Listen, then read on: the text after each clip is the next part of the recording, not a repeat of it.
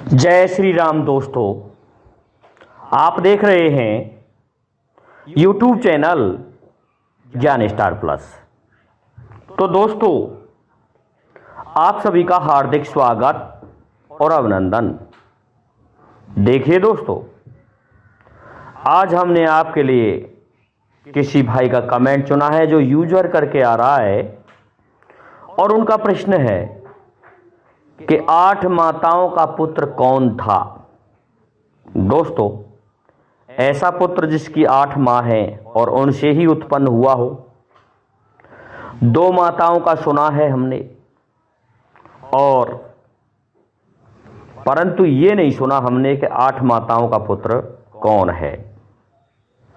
दोस्तों, आज मैं इनके इस प्रश्न का उत्तर देने जा रहा हूं। इससे पहले जो भाई हमारे चैनल पर नए हैं, उन भाइयों से मेरा निवेदन है कि वे भाई हमारे चैनल को सब्सक्राइब जरूर कर दें, साथ ही बेल आइकन को भी प्रेस कर दें, जिससे कि आने वाले वीडियो का नोटिफिकेशन आपको मिलता रहे। देखिए दोस्तों, 2 माता का पुत्र जरासंध था और 2 माता का पुत्र बलराम भी था, लेकिन आपने 8 माता का पुत्र न सुना होगा और न देख तो कहां से लेंगे, लेकिन सुना ही नहीं होगा, न पढ़ा होगा। तो आज हम वही बताने जा रहे हैं दोस्तों कि 8 माताओं का पुत्र कौन था। देखिए, महाराज उग्रसेन के भाई देवक हुए थे। देवक के 7 पुत्रियां थीं। 7 लड़कियां थीं देवक के, और देवकी उनमें से सबसे छोटी थी। और उन 7 का विवाह देवक ने वसुदेव के साथ में किया था। और इस प्रकार से उनके नाम भी बताए गए हैं: पौरवी, मदरा, दोस्तों देवकी। इस प्रकार से इनके 8 नाम श्रीमद् भागवत में भी बताए गए हैं।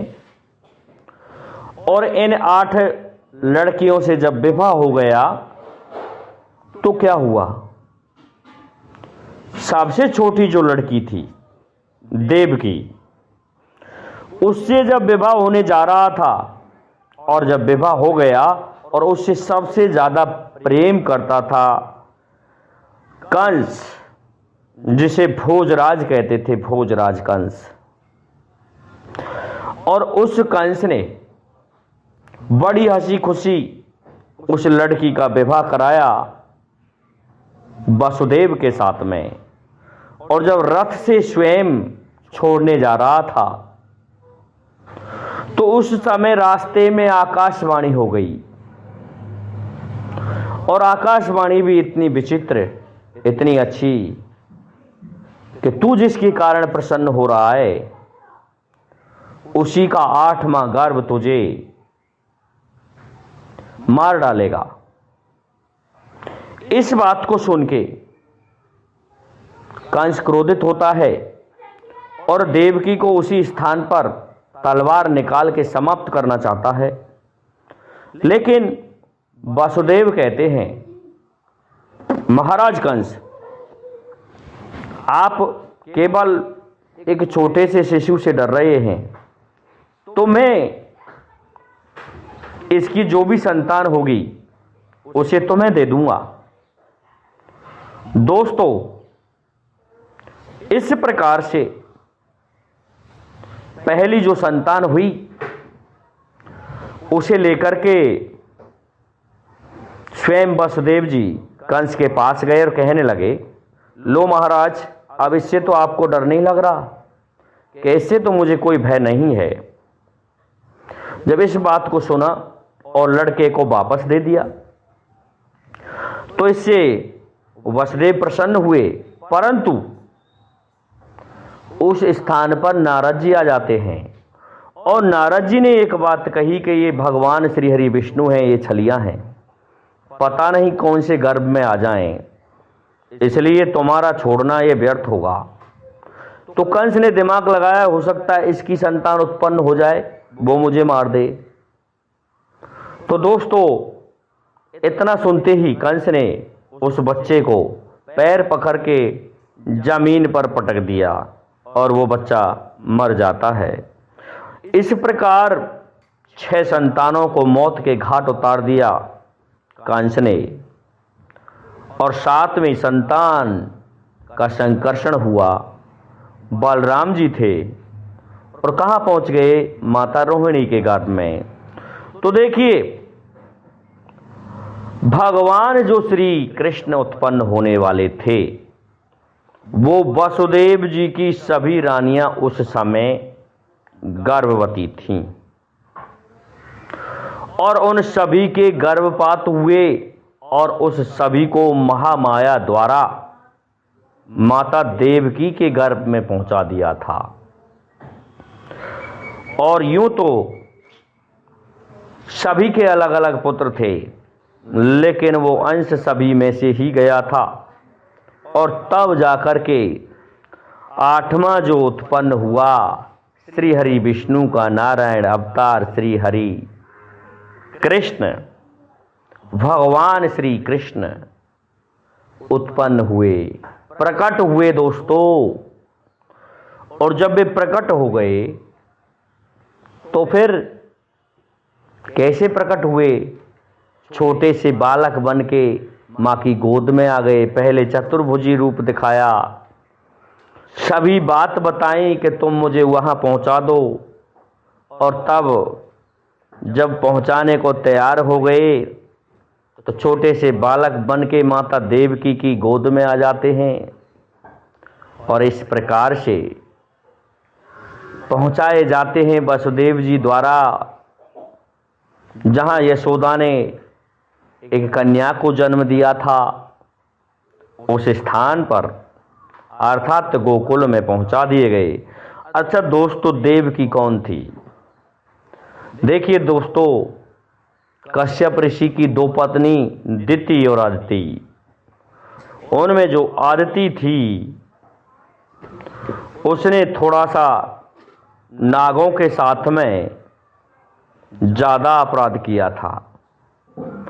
इस कारण से उनके श्राप से जो अदिति थी, देवराज इंद्र ने दोस्तों, देवराज इंद्र अदिति का ही पुत्र था, लेकिन जो मरुत पैदा हुए थे अर्थात पवन जो 49 कहलाए, उस बच्चे को गर्भ में ही देवराज इंद्र द्वारा 49 हिस्सों में बांट दिया था।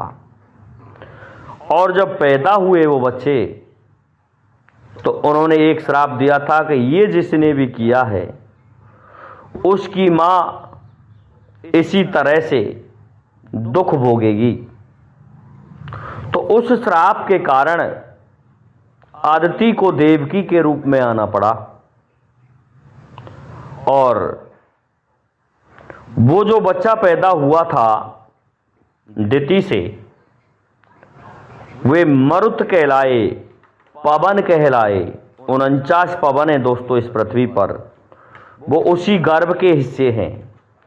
इसी प्रकार से भगवान श्री कृष्ण भी 8 माताओं के अंश से देवकी से उत्पन्न हुआ था। तो भगवान श्री कृष्ण था 8 माताओं का पुत्र, अन्य कोई नहीं। वही 49 मर्तों वाला श्राप देवकी को द्वापर में भोगना पड़ा। दिति आदिति को देवकी बनकर के द्वापर में भोगना पड़ा। लेकिन दोस्तों ये तो दिव्य हैं, पूर्ण ब्रह्म हैं, इनसे भोगना क्या? कुछ यातनाएं थीं जो सहन की गईं। फिर भी जहां भगवान जैसे प्रकट हो रहे हैं उस जेल में भी भला दुख किस बात का?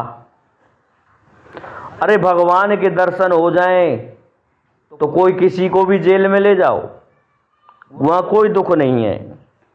जहाँ भगवान सहायक हैं वहाँ कोई क्या कर सकता है। तो दोस्तों, माता देवकी जेल में रहीं। तो दोस्तों, 8 माताओं का पुत्र भगवान श्री कृष्ण ही हुआ। तो मैं समझता हूं दोस्तों, आपको इस प्रश्न का उत्तर मिल गया होगा। इसलिए अब आप सभी से मेरा निवेदन है कि आप हमारे इस वीडियो को लाइक, शेयर और सब्सक्राइब कीजिए। साथ ही बेल आइकन को भी प्रेस कर दीजिए, जिससे कि आने वाले वीडियो का नोटिफिकेशन आपको मिलता रहे। दोस्तों, जय हिंद, जय भारत, जय जय श्री राम।